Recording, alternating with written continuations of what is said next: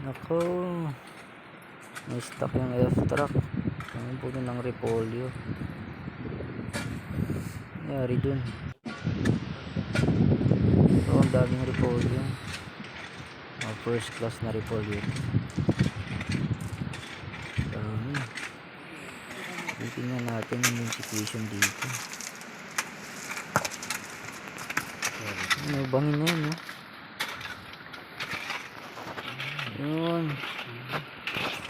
Ayun, gulong, oh. Talagang medyo lumubog. Mali lang. Pulong talaga sa bangin yan.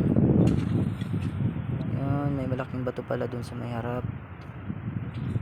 Kaya pala hindi makaabante.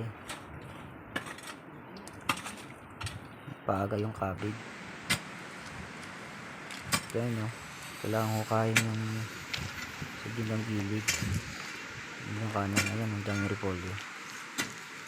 Kailangan lang nilang hukayin dun sa may bandang kanan, sa may likod, para yung bigat pupunta dito sa may bandang kanan. Hindi lahat ng bigat pupunta dun sa may banda ng kaliwa. Ayan, pasa-pasa muna sa pagkanto ng repolyo. Wala kayong magagawa kundi hintayin tong truck na maalis dito. Hintayin lang na yung ma-unload na makalis na rin kami. Daming repolyo.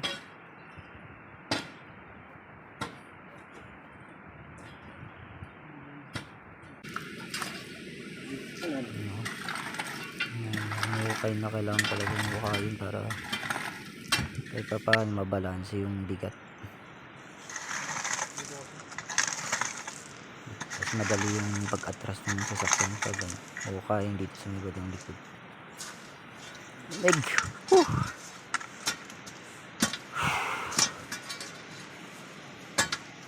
Tulong-tulong lang. So, medyo bumaba na.